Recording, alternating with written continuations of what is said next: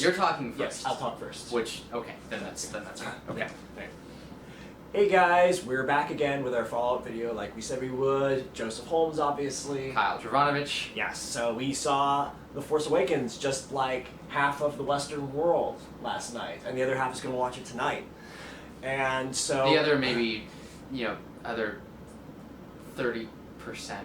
And then, like 40%. Exactly. Like the 10%. The rest of it is going to like see for the next couple months. Well, and then we're going to rewatch it. And yes. Rewatches. Yes. Anyway, so we made two predictions last time. One was that movie would either be was brilliant marketing. The trailers were brilliant marketing because they were banking on nostalgia, or bad storytelling, and that some of our speculations would come true. We're not going to talk about the second one. Not going to talk about the speculations because you just have to watch the movie. Spoilers, everything like that. The first one, however, we guess we have to say that it turns out to be bad storytelling. So, basically, we're going to play disappointing cop and nuanced cop here. Pretty much. So, because I would say it wasn't bad storytelling, but it wasn't great storytelling either. But you go first. Yeah, so basically, what my expectations were, because the original Star Wars trilogy, and even to a great degree the prequels, they are stories that are metaphors for stuff we're going on in our world. You know, the original trilogy is about finding your own identity away from your parents, your own morality, which is stuff that was going on. It's farm boy going off into the city, very much like what was going on in the 60s, 70s, and 80s. And the prequel trilogy, very much like the stuff that's, the fears about tyranny that come in, in America, and stuff like that. And this movie didn't do that. It didn't give us something from our world that it was talking about. It was just about the Star Wars franchise. And that was my expectation going in, because that's what Star Wars typically has been, and it didn't do that, so I was disappointed in that.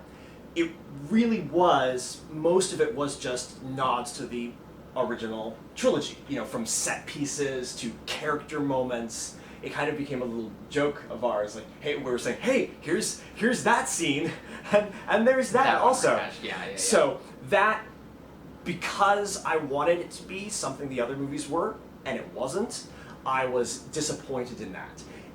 It didn't add anything new to science fiction that hasn't already been done. If this was a movie that had nothing to do with Star Wars, it was just a new movie, it would be like Oblivion. I would watch it and say, that was fun, and then move on, because it doesn't add anything new to the genre or to my life that I haven't gotten elsewhere before.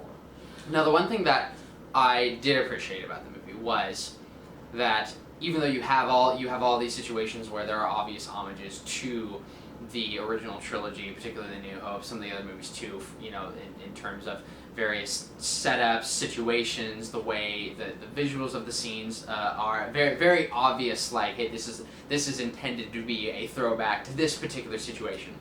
But with new and fresh twists. There is a particular scene in the movie that I won't spoil, but I think it serves as a microcosm example for what the movie was trying to do as a whole. And you'll know what scene it is, because it's essentially the one scene that people would would freak out the most about if you spoiled it. It's the Luke, I am your father's scene of the movie, essentially. Yeah. Most powerful scene in the movie by far. Absolutely. But I think what it illustrates, that is where the movie does what it was trying to do at its best, which was there is a very obvious, visually it is very obviously a throwback to something in the original trilogy, but there is a lot of fresh twists to the particular situation.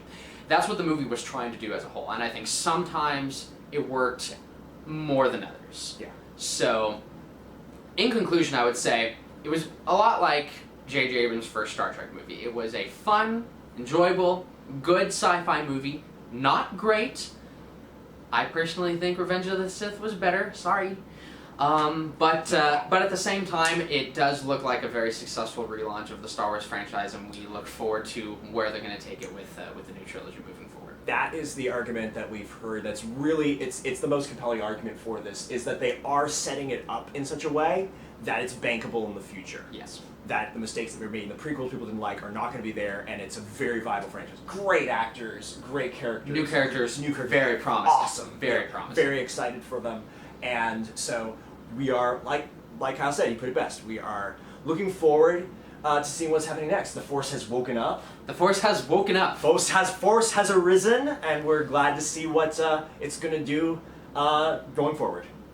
All right, awesome.